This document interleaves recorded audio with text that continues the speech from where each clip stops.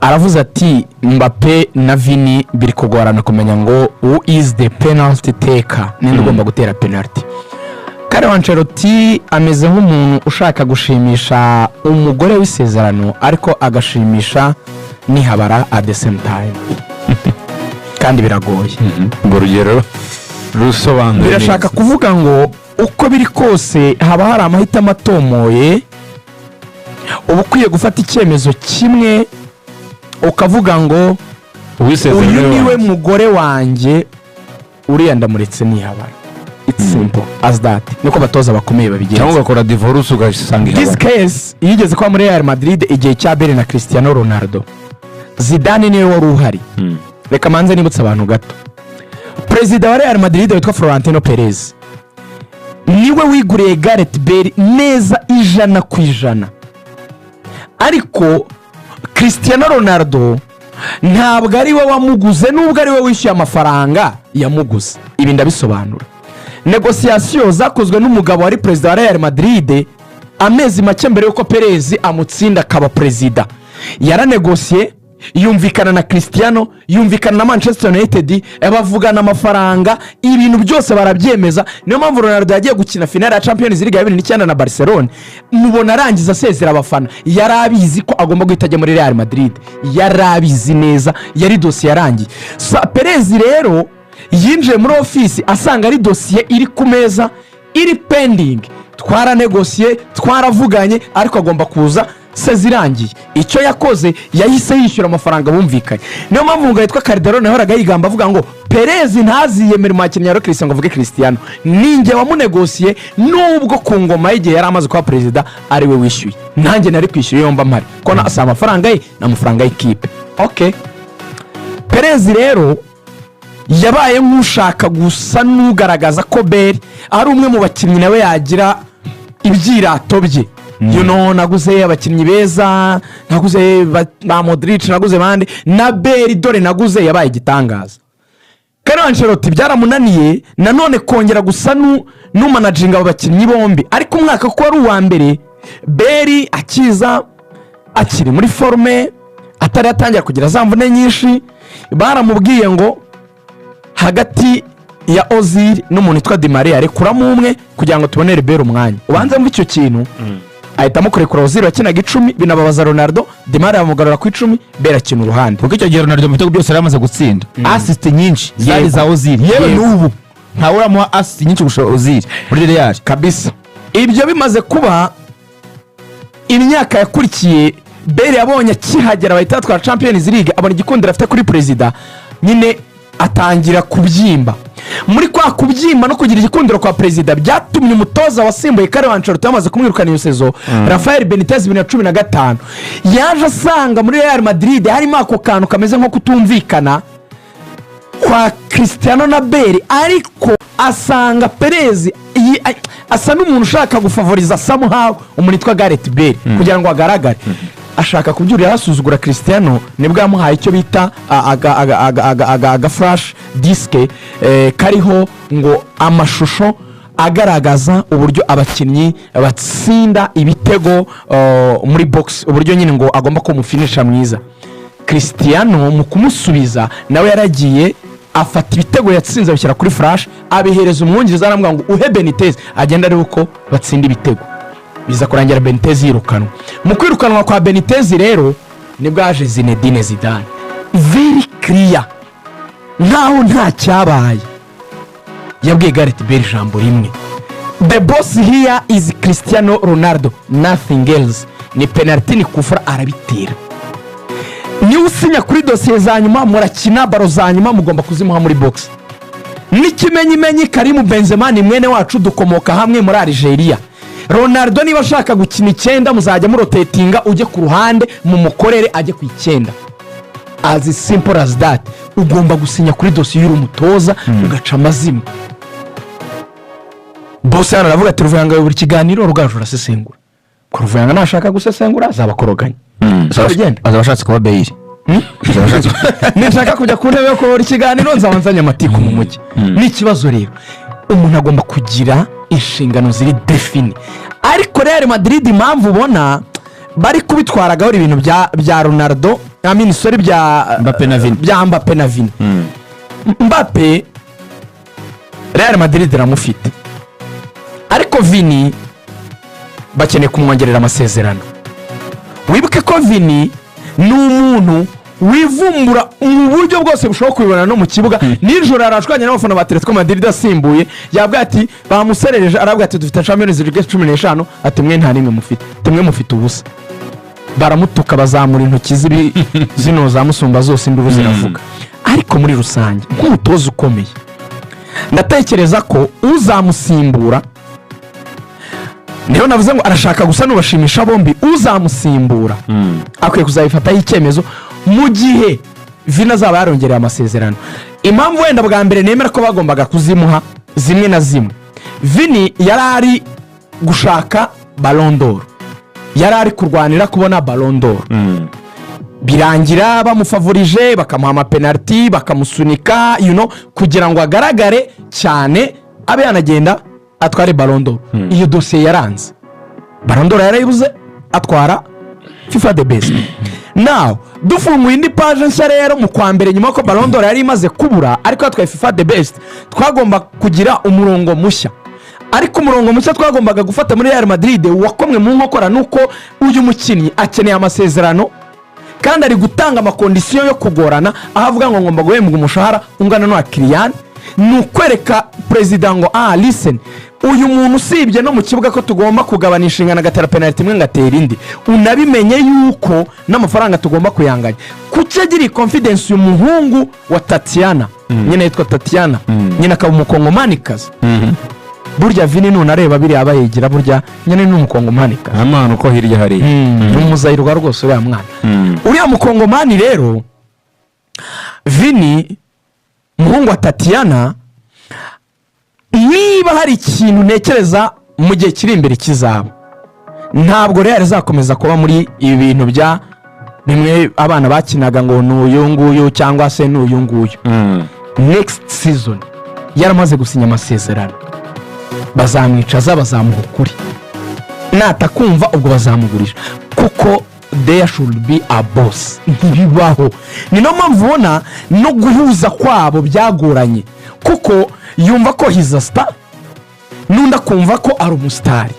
None bakagira ikintu hagati yabo bombi, buri wese yumva ko ndakomeye ndi igitangaza. Vini akubwira ati njye mfite Champions League ebyiri muri Real Madrid nifashije gutwara. Wowe Mbappe wayifashije iki sofa?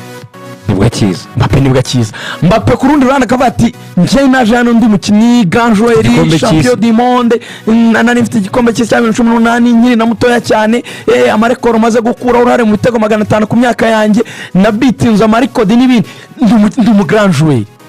So ni impamvu rero ya mbere umutoza agomba kuzaza koraho who is the boss. Yego urakoze cyane. Ariko kimwe mu bintu byatumye umukino urangira n'impaka zigakomeza ni ibijyanye na penalty shootout. Iberi navuga yuko n'ubu ngubu hari abantu batarabiyumva. Nanjye ubwanjye nahamagaye abantu barenze 3 saa 7 z'ijoro mbabaza nibigenze gute bansobanurira kuki Alvarez penalty ye itemewe. Kumwe bagenda berekana penalty zimaze kujyamo n'izitagiyemo abantu bagiraga ngo n'umugrafiste wibeshye cyane bakabona hari akantu kagakuru kagakubo k'umutuku bakibaza penalty yahushijwe ya Atletico ni iyi kuko babonaga zimaze guterwa zose zagiyemo kuva kuri Ruvuyanga kugera kuri Simeone utoza Atletico Madrid muri press conference yabivuze ati kuva nabaho sindigera mbonaho VAR yentervena muri penalty shootout. Yabajije abanyamakuru Simeone wo bita Cholo aravuga ati hari uwaba yabonye Julian Alvarez akora kuri baro kabiri byo bita double kick. Niba hari uwabibonye nazamure agatoki ati arabuze rero uzamura agatoki atubwo biragaragara ko byagoranye. Hari abafana ba Real bavuze bati nkunda Real pe ariko ahantu narebye maze kureba 100 times inshuro ijana nsubiramo sindabona ahantu Julian Alvarez akoze kuri baro kabiri. Ariko ubwo byose byahari ikoranabuhanga rya VAR ryabibonye. Ariko n'abafana ba Real babaye nk'abo babona Alvarez kimana gutera penalty ushobora bari babibonye ikoranabuhanga n'abakinnyi barekaramye cyane. Banavuze bati Alvarez we katarekaramye arabizi ibyo yakoze ariko yavuze ati ndahimbere y'Imana ntabwo nakoze ku kabiri. Iminota ibiri nibura kugira ngo tujye mu makuru ariko ni na nyuma y'amakuru n'ubutarasobanura neza ngo abantu babyumve ndayikongeza ya nyuma y'amakuru habaye iki kubera iki penaliti y'umuntu rutahiza mu Argentine itahawe agaciro bakayanga? ntabwo bikeneye ibindi bintu. nabonye hari umusesenguzi nakunze cyane wo kuri bamuvugishije kuri CBS, ni televiziyo y'abanyamerika batsiriyari bakoraho. uyu mudamu yabisobanuye neza, avuze ati abantu ntibari babizi atariko ngo bakoresha icyo bita semi automated technology muri Champions League. abandi batoya atese bibaye ari uko Real Madrid igiye gukina, ati ko tutari dusanzwe tubizi, ariko ibintu byose tutazi siko bitabaho. Iberi mu kanya tubwiye yuko umwana uri munsi y'imyaka 18 yemerewe gukora mu kabari. hari abantu batari babizi, umvaga umuntu yiboneye akazi atabura kugakora. So ibyo utazi first of all, kuko nabonye abantu bakora amadeba shingiye kuri santima, umfana Barca, umfana iyi Real Madrid barayibira, ariko witwikuruye umwambaro w'icyo ufana n'icyo ukunda. Reka tubireke nkanye mfana Real nunda fana indi n'uburenganzira. Reka turebe icyo abasesenguzi bavuga, reka tunumve icyo uruhande rw'abafashe icyemezo bavuga, turebe icyo bita fact. turahera hehe mu munota umwe kugira ngo iki tubiza kukijyaho? Biragoye ko urebesha amaso aya ya muntu asanzwe kuri televiziyo yawe, niba urebera kuri Canal cyangwa DStv, biragoye ko wavuga yuko yakozeho rimwe cyangwa kabiri. banza ubikuremo kubibonesha amaso, ubanze wubahe kamera zifite ubushobozi bwo kubona ama-angle utabonye, ubanze wubahe icyo bita ubushobozi ubasha kubona ibintu babizuminze kuri dimension ya nyuma wowe utabonye, ubanze wabaye tekinoloji wowe udafite abo bafite. noneho twanarize dushingiye kuri fact, not kuri emotion. kuko niba Coro umutoza wa Atletico avuga ngo ngo hari umunyamakuru ngo yabibonye ngo akoraho kabiri, abanyamakuru bose bagaceceka, ariko ugenda urebe Obra kuko yavuze ati nizera iby'abasifuzi basifu ukozeho kabiri. ubundi itegeko riri clear, riravuga neza ko kugira ngo abantu banabyumve, kuko hari abantu bari confused batamenya ngo okay ubundi habaye iki, ubundi ni iki mu by'ukuri. ikipe ya Real Madrid na Atletico cyaba cyatumye penalty ya Alvarez yangwa. So itegeko rero rivuga ko umukinnyi ugiye gutera penalty, ibere itegeko waribonye? Yego. Okay, waribonye cyangwa ni gusomera uri ndarifite risome. Reka ndisome kugira ngo nabyumve neza. Nushaka usome kano gace kanyuma niko ndasoma n'ubundi kuko niko kari kureba iyi penalty yarayitewe na Julian Alvarez. Riravuga iki rero? Riragira riti cannot reka nsome abiri ya nyuma ibyo byiza. Urumva? Must kick the ball forwards but can backheel it toward the goal. Urumva? Irya nyuma rikagira riti cannot touch the ball again. Ntagomba gukora ku mupira nanone. Ntago ugomba gukora ku mupira, reka tubivuge twice cyangwa se kabiri. Icyabaye Julian yagiye gutera umupira aranyerera. muri kwa gusa n'unyereye ikirenge cyari gishinze cy'ibumoso sicyo cyateye umupira, icy'iburyo nicyo cyashose umupira. ariko ababivuga bavuga ko muri kwa gusa n'unyereye ukuguru kw'iryo yashotesheje umupira wakozeho gato usa n'uzamuka kujya mu izamu ku kirenge cye cy'ibumoso. icyo cyasaga n'ikinyereye, icyo cyabaye nk'ikinyerera ko ntiyari yagishinze uko bikwiye, atera umupira n'indyo yego, ariko ngo baro isa n'iyakoze ku kirenge ikomeza ijya mu izamu ikora ku kirenge cy'ibumoso. therefore ukibaza ngo byagaragaye bite ko ubirebye n'amaso ya muntu yacu asanzwe ntago wabibona, kandi nibyo koko ntago wabibona. ariko abahanga bakakubwira ko icyitwa tekinoloji yakoreshejwe, kandi ngo n'ubundi twe nuko tuba tutabizi ngo birakoreshwa, ngo nitwa semi automated technology. iyo semi automated technology umva uko ikora, barakubwira ngo semi automated technology particularly in the context of football. tubyumve neza, semi technology iyo ivuzwe cyane mu bijyanye n'umupira w'amaguru baba bashaka gusobanura iki? refers to a systems that automate ni systeme iyi automatinga cyangwa se sinzi uko ubwo turakomeza kubisobanura neza key elements of a process like offside decisions making while requiring human validation and input. Icyo bivuga ni iki rero? Here are more details to break it down. Semi-automated offside technology iyibaho,